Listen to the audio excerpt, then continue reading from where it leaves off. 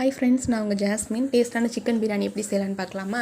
இதுக்கு நான் 2 பெரிய சைஸ் வெங்காயம் எடுத்திருக்கேன், 3 தக்காளி எடுத்திருக்கேன், 1 பச்சை மிளகா, 1 லெமன் எடுத்திருக்கேன், இஞ்சி பூண்டு பேஸ்ட்டு அரைச்சி வச்சுருக்கேன்.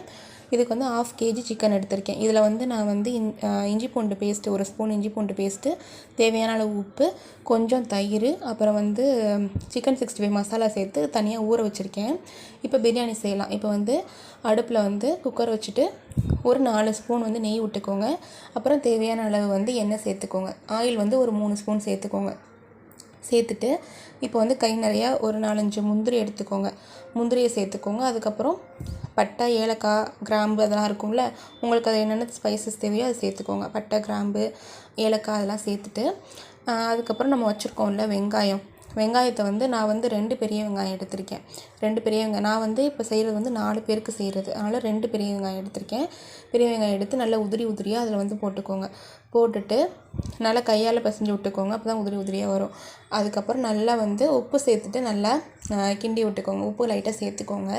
உப்பு சேர்த்துட்டு அடுப்பை ஃபுல்லாக வச்சுட்டு சேர்த்துக்கோங்க. அதுக்கப்புறம் நம்ம வச்சுருக்க ஒரு பச்சை மிளகாயை அதில் சேர்த்துக்கலாம். சேர்த்துட்டு நல்லா வதக்கிக்கோங்க. இப்போ நான் 2 டம்ளர் பாஸ்மதி அரிசி எடுத்திருக்கேன். 4 பேருக்கு செய்கிற மாதிரி, 4 பேர் தாராளமாக சாப்பிட்லாம். 2 டம்ளர் பாஸ்மதி ரைஸ் எடுத்திருக்கேன். அதுக்கு நீங்கள் 3 டம்ளர் தண்ணி ஊற்றிக்கோங்க. இப்போ 2 டம்ளர் பாஸ்மதி ரைஸை தனியாக ஊற வச்சுருக்கேன். நம்ம பிரியாணி செய்யும் போதே இது ஊற வச்சுருங்க. அப்போ தான் நம்ம செய்கிறதுக்கு கரெக்டாக இருக்கும். அதுக்கு தேவையான அளவு எண்ணெய் மட்டும் ஒரு சொட்டு விட்டுட்டு அதை தனியாக ஊற வச்சுக்கோங்க. அப்போ டேஸ்ட்டு சூப்பராக இருக்கும்.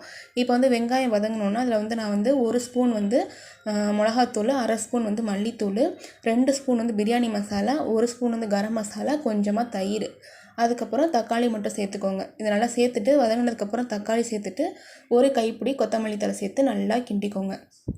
இப்போ உங்களுக்கு பார்த்தாவே தெரியும், நல்லா தக்காளி அது எல்லாமே சேர்ந்து அதோட மிங்கிளாகி நல்லா மிக்ஸ் ஆகிருக்கணும். இப்போ நம்ம எடுத்து வச்சுருக்க சிக்கனை அதில் சேர்த்து பிரட்டிக்கலாம். நான் சிக்கனில் தேவையான அளவு உப்பு சேர்த்துருக்கேன், அதனால் நம்ம எக்ஸ்ட்ரா உப்பு சேர்க்க தேவையில்லை. இப்போ நல்லா கிண்டிக்கலாம். கிண்டிட்டு இப்போ தண்ணி எதுவுமே சேர்க்க வேணாம்.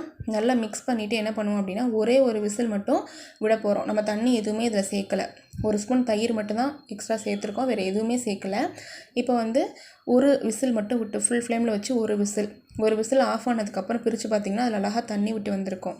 இப்போ பார்த்தீங்கன்னாவே தெரியும், நம்ம தண்ணி எதுவுமே சேர்க்கலை, அழகாக தண்ணி விட்டு வந்திருக்கு. சைடில் சிக்கன் கிரேவி மாதிரி வைக்கலாம்னு சொல்லிட்டு சைடில் வச்சுருக்கேன். இப்போ பார்த்தீங்க அப்படின்னா அழகாக தண்ணி விட்டு சூப்பராக கிரேவி பதத்துக்கு அழகாக வந்திருக்கா.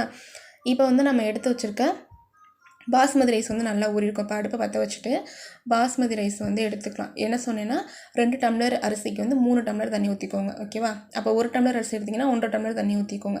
இப்போ